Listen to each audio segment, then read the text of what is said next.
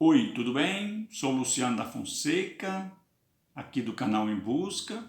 Desejo a você muita luz e muita paz. Vamos que vamos, pois a vida nos convida. Hoje o tema é a Revolução Inglesa. O objetivo é entender a Revolução Inglesa como um conjunto de mudanças dentro do processo de transição do feudalismo para o capitalismo. A Revolução Inglesa foi um conjunto de conflitos e mudanças de regime político que ocorreu na Inglaterra, Escócia e Irlanda entre os anos de 1640 e 1688. A Revolução marcou a ascensão da burguesia e consolidou a monarquia parlamentarista na Inglaterra. Segundo os livros didáticos, a Revolução Inglesa pode ser dividida em 4 fases. Primeiro, a Revolução Puritana, ou Guerra Civil, que vai de 1640 a 1649. Segundo, a República de Oliver Cromwell, que vai de 1649 a 1658. Terceiro, período da restauração da dinastia Stuart, de 1660 a 1688. Por último, a chamada Revolução Gloriosa, que vai instituir na Inglaterra a monarquia parlamentarista inglesa. Antes da Revolução na Inglaterra, ou no chamado Reino Unido, esse local foi palco de um conjunto de acontecimentos que transformou a situação política, social, econômica da região. Entre eles estão a reforma religiosa de Henrique VIII, que vai unir a burguesia e a nobreza contra a Igreja Católica, o processo de cercamento das terras pela burguesia, que vai causar a expulsão dos servos para as cidades, a instauração da pirataria inglesa no Atlântico, o processo de colonização que gerou a conquista da América do Norte, além da ascensão da burguesia na política e na economia, o que levou à divisão do parlamento em 2 representatividades, a Câmara dos Comuns e a Câmara dos Lordes. Desse modo, se criou na Inglaterra uma oposição ao rei ou ao antigo regime que vai possibilitar o radicalismo político contra a política absolutista do rei. Desse modo, inicia-se a Revolução Puritana, que vai de 1640 a 1649. Nesse período, a guerra civil entre a burguesia puritana e a coroa ficou mais intensa, quando em 1642 Oliver Cromwell colocou a base da pequena burguesia e dos camponeses para formar um novo exército. Nessa base, vai destacar 2 grupos bem determinados, os Dígeres e os Léveres, que se caracterizaram por sua radicalidade política em assuntos, por exemplo, como a reforma agrária, Dígeres, e a igualdade de direitos entre todos os cidadãos, Léveres. Com o novo exército, Oliver conseguiu esmagar as forças da coroa e em 1649 a ala radical da burguesia exigiu a decapitação de Carlos I. Após a Revolução Puritana, foi instalada na Inglaterra a República de Oliver Cromwell, que vai de 1649 a 1658. Assim, em 19 de maio de 1649, foi proclamada a República e Cloe recebeu do parlamento o título de Lord Protector. Segundo Christopher Hill, muitas transformações políticas e econômicas realizadas nesse período vai beneficiar diretamente a burguesia, que foi liderada por Oliver Cromwell na chamada Guerra Civil. Uma dessas transformações que podemos citar foi possibilitada pelos Atos de Navegação, aprovado em 1650, que restringiam o transporte de produtos ingleses apenas aos navios da própria Inglaterra.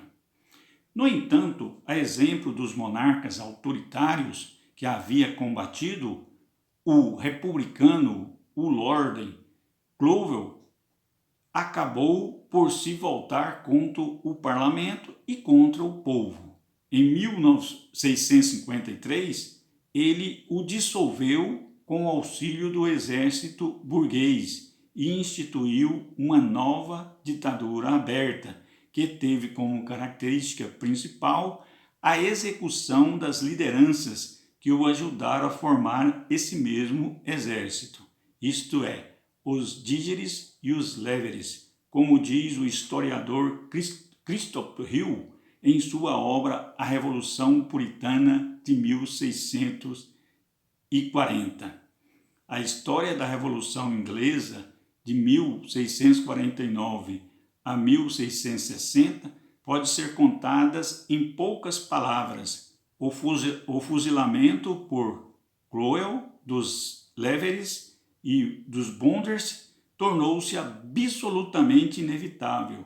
A restauração da monarquia e dos senhores, pois a ruptura entre a grande burguesia e a pequena nobreza, por um lado, e as forças populares, por outro, significava que o seu governo só poderia ser mantido por um exército, ou seja, de forma autoritária.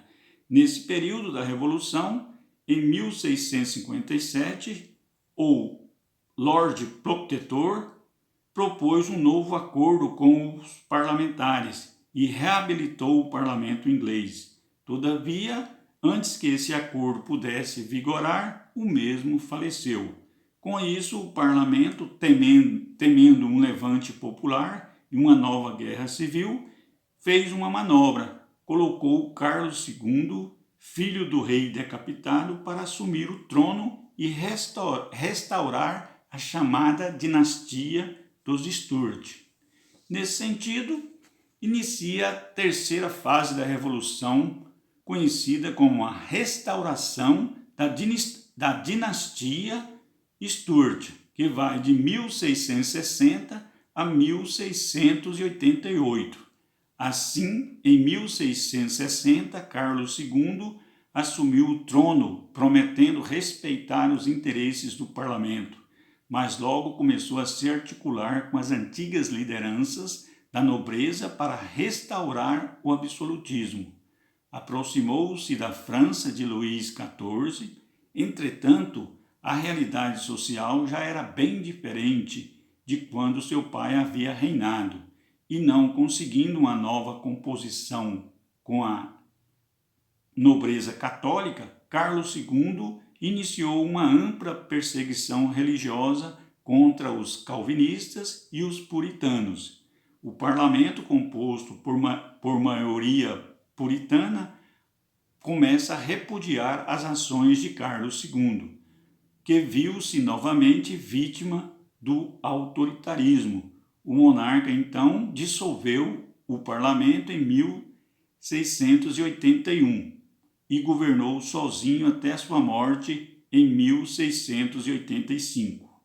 Assim, começou a chamada Revolução Gloriosa de 1688, que foi uma revolução sem sangue e que encerrou um período de rebeldia, de conflitos, de guerras no Reino Unido ou na Grã-Bretanha, na Inglaterra, que foi iniciado em 1640.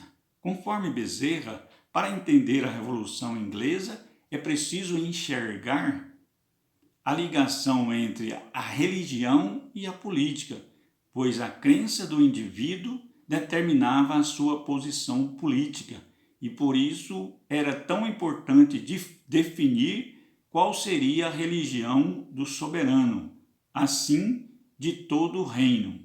Neste contexto, a Revolução foi marcada por um conflito entre católicos e protestantes, que, de um modo geral, vincula a coroa inglesa.